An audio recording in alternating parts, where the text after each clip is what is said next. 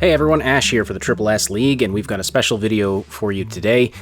Censorship is a hot topic in gaming right now. We have some big name companies taking more restrictive stances on the kinds of content that they're willing to put out, so it's definitely a relevant cultural issue, and when issues become culturally relevant, they often become legally relevant shortly thereafter, so this is a very important discussion to be having. If you've followed our content for any length of time, you probably know that we are against censorship in general, in terms of content that somebody doesn't like or ideas that somebody doesn't like. We're against censorship of that kind. Of course, material that exploits children or otherwise violates human rights in some way, we're against that kind of a thing. But outside of that, we believe that most content has a right to exist and shouldn't be shut down just because somebody else doesn't like it.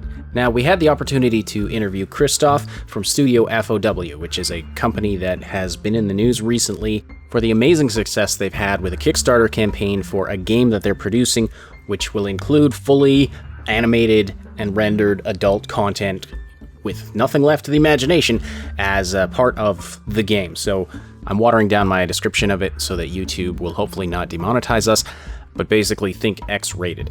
But all of it within the context of a fully realized video game. Now, we are neither endorsing nor disparaging StudioFOW's content. If you do choose to check them out, be aware that you will be stepping into the realm of very adult content, not stuff intended for kids, obviously. But we wanted to bring you this discussion on censorship from the perspective of people who have been affected by censorship online. StudioFOW was kicked off of Patreon in what looks like a targeted move. We don't go into much detail about that in this interview, but Kristoff was great to talk to and was very open with us about his perspectives on censorship, on gaming. We really appreciate him joining us and answering our questions, and so we'll go straight to that interview now, and we hope you enjoy this. If you could tell us about your team and your project, and more or less a quick synopsis of what you're working on and the process of starting to decide to make the game, because a lot of people are familiar with where you were like 4 years ago, and they're wondering what got you to start the project and how you built your team up from that point. Okay. So we were originally making video game porn parodies on Patreon. We were extremely successful doing that, and we gained a large fan base around the world, and we were having a great time.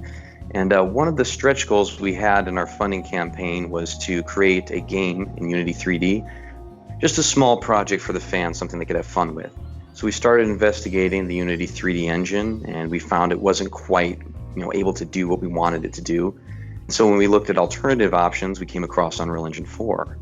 So we came up with a theoretical kind of like pipeline to move all our assets over and start creating the project in there. And at that time, we also brought an Unreal developer on board to kind of put everything together.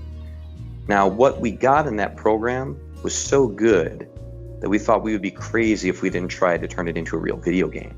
So it was essentially just kind of an accident. Everything came together at the right time, and we moved forward with the project, decided to put it on Kickstarter, and yeah, here we are today. Why do you think your project is getting so much support and attention from gamers out there? I think it's quite simple. This is something that people have always wanted. It's just that nobody was crazy enough and had the balls to do it until we came along. So now that we're here and we're making the project, people are quite happy.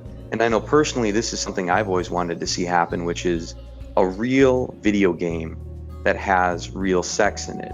Now, some games like The Witcher or Mass Effect have come close. They do have romantic relationships that culminate in love scenes and things like that.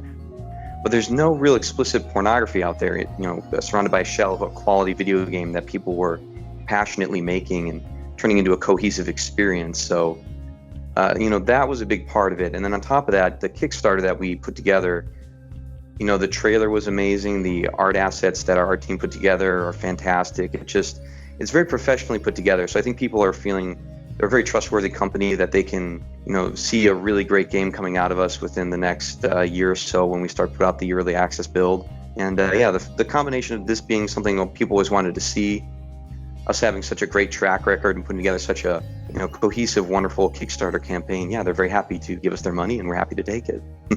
It's definitely interesting. I've run some numbers and I've done some checking on the people who are backing your project, people who've been talking about it on Twitter and just kind of going through the analytics of what kind of people that they are. And I've noticed that a lot of them are free speech supporters and that a ton of them are also Mass Effect fans. Do you have any other thoughts as your community as a whole? And are you surprised by either of those things that I've already mentioned? I'm not surprised because our kind of business attracts people that are fed up with censorship and things like that, naturally, just because of the nature of the material. And as far as Mass Effect supporters, I mean, this is kind of there's obvious parallels between the two products. And especially since, that series ended on such a bummer disappointment of a third game, I think people really wanted to get more from the franchise, and they felt disenfranchised with Mass Effect Andromeda as well. So there's really this opportunity in the market right now for quality sci-fi content to come out. And I just want people to know that even though this is an adult game, they can expect a really great story, a really great plot to come out of it. They're going to love not only the gameplay, but also the characters and the story we're telling. So that doesn't surprise me. That's about what I would expect. I've also noticed that your fans are heavily in love with memes, and they love spreading them around.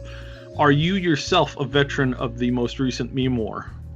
I myself am probably a lot older than people think, so I am not a dank memer, as the kids would say, but I am familiar with certain things, and I do follow it. I do find it quite hilarious, and there's a lot of stuff in the script that references the current internet culture in a way that's satirical, but still, reined in to be kind of highbrow and funny, and I think people will really enjoy the script for that reason. I will say this, concerning those kind of shots we're taking at the video game industry, every single person on our team is a very passionate, lifelong gamer, and we all feel very disenfranchised, as many people do, with the current state of the gaming industry. And those are not the only shots that will be fired throughout the process of this game being released. So you can look forward to more of that. Do you think big companies like EA, Activision, especially Sony right now, are embracing censorship? Even Epic's CEO came out to make a dig at Steam for their anything goes policy, but are video games even worth censoring, and is it a bad move considering the reverse effect that a lot of censorship tends to bring to culture? I think it's not just with video game companies. I think we're seeing in the world in general kind of a move back towards censorship, which I find personally quite unfortunate. And I think everyone in the studio would agree with me on that. I mean, we do make pornography after all. But basically what we want to see happen is just people kind of embrace their inner pervert and just, fantasize with us, have fun, play a video game, relax. I don't know what these companies are thinking, just putting out these policies that just frankly can't be followed. It limits free speech, it limits free thought, and we're just completely against that. It's also confusing because Sony just recently, and you make a very hilarious little meme picture on the Steam page where the lens flare has been so kindly provided by Sony in and of itself, and this happened in Devil May Cry, where I think it was just a side boob got censored with a lens flare. Whereas, right, and we're sitting back here and we're going, well, if they're willing to censor that, and if they're willing to kind of duck that, what are they going to do to games like Cyberpunk or any new Witcher series going forward in the future, or Mass Effect if it kind of returns to its roots and gives you some options in that general category? The Mass Effect scene from the very first Mass Effect was not something that I would classify as distasteful, even as far as like mainstream Hollywood went. None of it was worse than I had seen in half a dozen PG-13 rated movies that year. So it's what's your thoughts on how they've been kind of approaching that? Is it insanity, or is it them just trying to virtue signal, or what?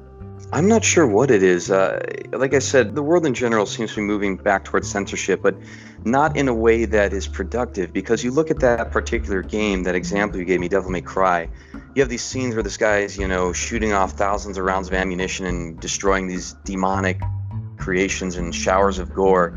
Yet a couple of boobies seem to be like the biggest controversy in the game for them. It's not healthy, to me, psychologically, to suppress something sexual, which is an essential part of the human experience, and not censor those other things. It's just I feel that their objectives are quite skewed in terms of whatever they're looking to accomplish. I don't even know what they're looking to accomplish to appease this new wave of censorship, or to play it safe and not have to worry about the kind of people that would object to that sort of sexual material rather than the violent. But yeah, frankly, it's perplexing to me, and we just want to stay as far away from that kind of mentality as possible, and just make a great video game without any sort of limitation to what we want to create inside of that universe.